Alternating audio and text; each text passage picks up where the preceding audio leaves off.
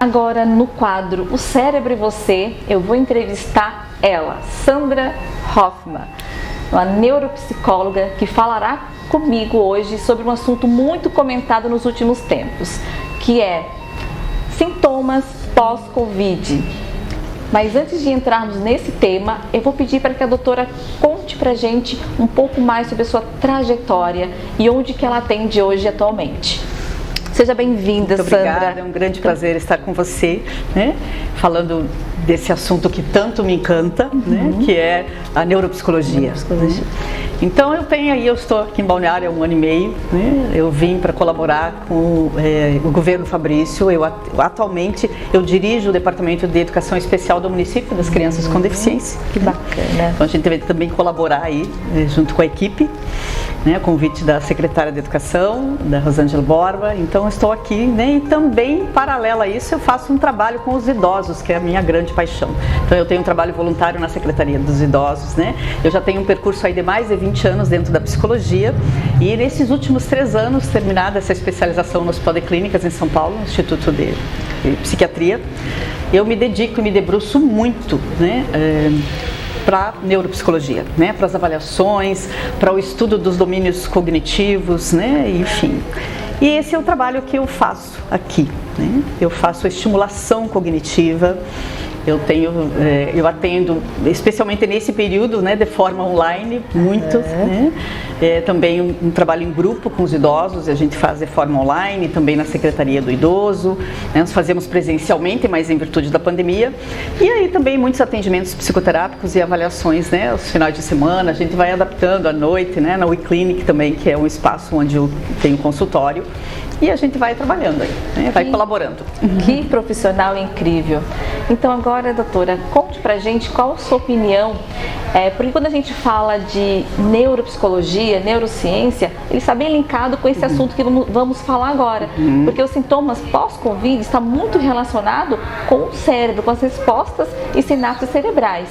Doutora, conte pra gente o seu ponto de vista sobre esse assunto. Isso, na realidade, Rose, o que a gente percebe é que pessoas que já passaram pelo Covid, né, foram infectadas e felizmente conseguiram vencer a doença, ainda assim, 2, 3 meses depois, queixam-se de alguns sintomas. Dor de cabeça, sono excessivo, algumas dificuldades, inclusive no padrão de memória, né, a perda do olfato, do paladar que não retorna. E aí, então, hoje nós temos inúmeros estudos fora do Brasil, mas no Brasil nós temos um estudo muito importante, né, feito por 3 pesquisadores, coordenado por 3 pesquisadores da Unicamp e um da USP, e que comprovam que de fato sim há uma alteração, há uma atrofia, há uma mudança, né, anatômica do cérebro. Por quê? Porque o Covid entra nas células cerebrais, né, e aí ele invade uma proteína que está muito linkada com os transtornos neurodegenerativos.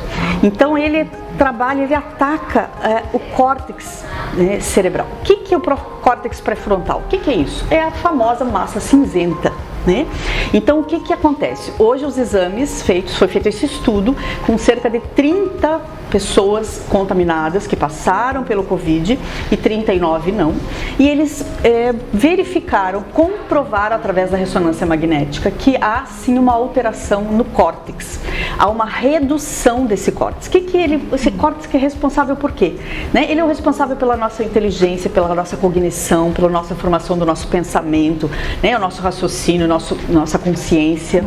Então, houve sim, comprovadamente, uma redução no córtex ou um aumento, que pode ser um edema. Então, a gente sim tem aí, né, comprovadamente, a gente tem esses sintomas, né, como então, em virtude dessa mudança anatômica do cérebro. O que é isso? Isso ainda é definitivo? Não sabemos, tudo ainda é muito novo, né? Então pode ser que a gente realmente tenha reversão desses quadros ou não. Os pesquisadores desse grupo, né, da Unicamp, eles vão acompanhar essas pessoas durante 3 anos. Por quê? Porque eles suspeitam que também essas mudanças, elas podem, na realidade, ser assim, o disparador, o gatilho, né? Elas podem acordar aí doenças genéticas. Uau! né? Como como os transtornos neurodegenerativos, como, né, as demências, o Parkinson, né, e mesmo as doenças como uma esquizofrenia. Então eles serão acompanhados ao longo, o estudo é longitudinal, ao longo de 3 anos essas pessoas serão acompanhadas para ver se esses sintomas serão reversíveis ou não. Tudo é muito novo, né? Nunca se estudou tanto como os profissionais, os médicos, enfim, a medicina do mundo inteiro, nunca se debruçaram tanto sobre uma doença. Mas ainda assim, a gente está no processo, né? Olha que coisa, né? Mas, doutora Sandra, na sua concepção, o que as pessoas que ainda não tiveram Covid podem fazer para que não tenha esses sintomas pós-Covid, caso venham a ter?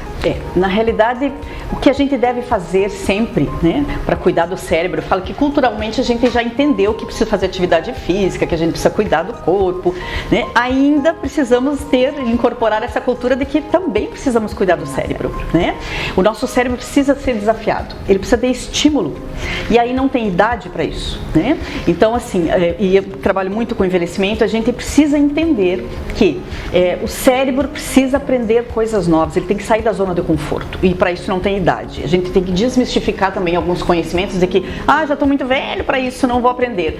Não existe isso. Ou que estou muito novo e não preciso fazer ainda. Né? A gente precisa cuidar do cérebro. Bom, o nosso envelhecimento saudável depende da vida que a gente leva, né? Então, quanto antes a gente fizer a estimulação, e a gente trabalha muito para isso. Qual é o objetivo da estimulação cognitiva em qualquer idade, né? Claro que se a gente fala de criança, a gente está aproveitando também, né, esses domínios cognitivos, que são atenção, memória, linguagem, para favorecer, obviamente, a vida acadêmica, porque ajuda na escola, ajuda na concentração. Quando a gente fala de idosos ou pessoas a partir de 50, né, que são ativos, a gente vai continuar estimulando ou para preservar ou para melhorar esses domínios cognitivos, né? Para que a gente não tenha, então, mesmo o idoso que tenha um pequeno declínio, que já seja diagnosticado, Sandra, mas eu tenho alguém que tem, né, já um diagnóstico de um transtorno neurodegenerativo, de uma demência, vai ajudar? Vai. Por quê? Porque a gente vai protelar a chegada dessa doença. Então, sempre a estimulação cognitiva, ela é muito favorável, né? E dependendo da idade, né, doutora Sandra, a gente consegue postergar esse avanço da doença em 2, 3 anos. Sem dúvida. E aí, uma vez alguns domínios já comprometidos, a gente entra na reabilitação, né? Que é exatamente mostrar para o paciente e para a família, né, exatamente, ensiná-lo a lidar com essas perdas, né, para que ele contorne, para que ele compense exatamente os declínicos cognitivos, para que ele mantenha a qualidade de vida, né? Especialmente quando a gente fala de fazer uma reabilitação, a gente já está falando de uma lesão adquirida, seja por uma questão, um acidente ou pela própria, né, demência. Doutora Sandra, e para aqueles pacientes que ficaram muito tempo entubados ou internados, qual a tua sugestão para esses pacientes? Na realidade, é importante colocar, porque nesse estudo, que é bem importante no Brasil, mostra que essas atrofias que nós tivemos aí, né, já confirmadas por essa equipe de pesquisadores, não está relacionada só com pacientes que tiveram a forma grave da doença. Então, Rose, há pessoas que tiveram a forma leve que também apresentam, né, esses sintomas, né?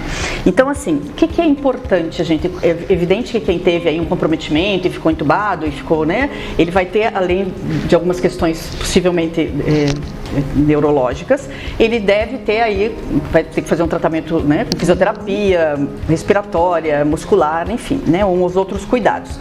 Mas em relação ao cérebro, eu sempre falo, né, é muito importante a gente, né, ter esse cuidado que a gente tem com o corpo, né, a gente sempre trabalhar, estimular, desafiar o cérebro, porque se a gente, e também a questão emocional, não é? Porque veja, 30% desses pacientes deste estudo, eles desenvolveram algum tipo de dificuldade neurológica ou psiquiátrica. Então a ansiedade vem muito grande. É evidente que quando a gente tem um desafio como, né, o coronavírus e que a gente não tem o controle disso, nós precisamos trabalhar muito com a nossa inteligência emocional também, no sentido de gerenciar né? Trabalhar a questão da resiliência, buscar essa resiliência. Por quê? Porque a ansiedade extrema, ou quando a gente vive em alerta o tempo todo, o cérebro está sempre em alerta, é óbvio que a gente tem uma descarga crônica aí, né? O hipotálamo descarrega, a gente tem uma adrenalina aí, né? E mantém o corpo em estresse. E com isso, a imunidade é baixa. E se a gente tem uma baixa imunidade, a gente corre mais risco. Então a gente precisa ter esse gerenciamento, né? A gente precisa, a questão da estimulação cognitiva é muito importante. Ajuda, né? Muito esse equilíbrio emocional, né, doutora? Bastante. Então assim, aprenda coisas novas, tira da gaveta agora na pandemia que você tem que continuar tendo bastante cuidado e sair só quando realmente necessário. Tira da gaveta aquele projeto que você tinha abandonado, vai aprender um idioma novo, vai fazer uma coisa nova ou vai fazer a mesma coisa de forma diferente. Pratica uma leitura, né? Então assim, alguém me diz, Sandra, mas eu já faço palavras cruzadas. Isso é estimulação cognitiva? Não. É só uma ajuda. Ele trabalha a linguagem, criatividade, mas é como se você fosse à academia trabalhar só o braço esquerdo. Ir para a academia trabalhar só o braço esquerdo não vai deixar você, né, em condição, embalhado. Então a gente precisa trabalhar todos os domínios cognitivos. A gente tem que trabalhar atenção, tem que trabalhar memória, linguagem, criatividade, para que a gente então, né, deixe o nosso cérebro aí, traga o bem-estar, né, ajude na funcionalidade, na independência, e aí, trazendo bem-estar, a gente mantém o nosso equilíbrio, né, a imunidade fica boa, e aí, apesar da pandemia, a gente tem que encontrar aí a forma de fazer, que seja diferente, mas de tocar a vida para frente. Porque são esses estímulos cognitivos, né, doutora, que prepara o cérebro para se defender contra esses invasores inapropriados dele. Não é mesmo? Ajudam, né? Quando a gente cuida não só do corpo, mas do cérebro, a gente mantém a nossa autonomia, a nossa funcionalidade, né, a nossa independência e traz uma qualidade de vida, especialmente no envelhecimento. Agora, Sandra, na neurociência a gente usa muito o termo neuróbicas como estímulo cerebral. Para quem já teve o Covid e está com esses sintomas pós-Covid, quais são as sugestões de neuróbicas que a doutora pode apresentar agora para a gente?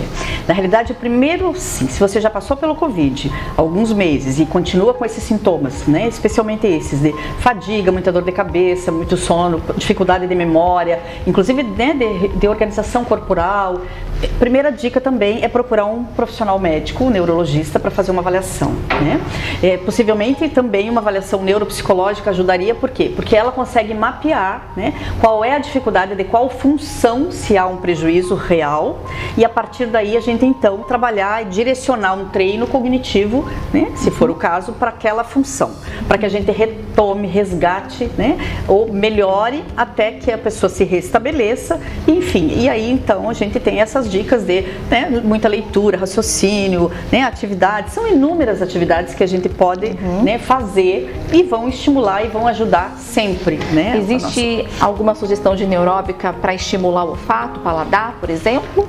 Na realidade, é você visualmente também buscar fazer aquilo que você gosta, né? Um prato colorido, alguma coisa que você gosta de comer, trabalhar a questão de aroma, né? E a gente vai, né, vai testando e na realidade assim, observando, porque a gente não sabe, né, há pessoas que ficaram 2 meses e agora estão voltando a sentir, porque na realidade são essas áreas que ficaram comprometidas, né, por conta de a memória, paladar, né, a questão de um padrão mesmo de memória, tem pessoas que ainda se sentem muito esquecidas, o próprio foco de atenção pode ficar comprometido para algumas pessoas, então a gente buscar, né, primeiro retomar o prazer, o bem-estar, né, de estar bem, de ter passado por uma situação dessa bem difícil, né, numa situação em que a gente hoje tem tantas perdas, né, e aí então ter paciência, ficar atento, ficar observando, se realmente tiver uma demora, procurar um profissional, procurar um especialista para que ele possa avaliar, né, um médico, por exemplo,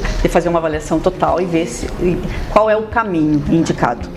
Nada de receitas caseiras. Procure um especialista, um local apropriado para estímulos cognitivos, né, para as famosas neuróbicas, que é pedir para o cérebro fazer aquilo que ele já sabe, mas de maneira diferente. E aí vocês terão mais sucesso e se livrarão desses sintomas pós-Covid. Muito bem. Então, assim, eu convido a todos vocês que querem saber um pouquinho mais desse trabalho a me seguirem, né, nas páginas profissionais Sandra Hoffman Neuropsi e psicóloga Sandra Hoffman. Eu atendo, né, muito online, tem grupos de idosos de estimulação. Esse é um trabalho que é feito também domiciliar, alguns idosos com pequeno declínio, eu faço um trabalho também, né, domiciliar. Então, os atendimentos, então eu vou deixar também com a Rose o meu cartão, né, se alguém precisar do contato ela passa, se não passa lá no direct das páginas que a gente entra em contato, tá bom? Muito obrigada. Doutora Sandra, quero agradecer a tua presença aqui no meu programa. Muito obrigada pela disponibilidade, por ter contado um pouco da tua história, do teu trabalho, por ter dado tantas dicas preciosas para quem teve, né, esse vírus aí não tão interessante, né? Tomara que a gente se livre o quanto antes dele, não é mesmo? É verdade. E eu agradeço muito a possibilidade de sempre falar desse assunto que eu gosto muito, né, de orientar as pessoas e colaborar. Então eu fico bastante grata com o seu convite. E já quero estender outro convite para você sempre voltar. Que a gente puder, estaremos aqui com muito prazer. Gratidão. Muito obrigada.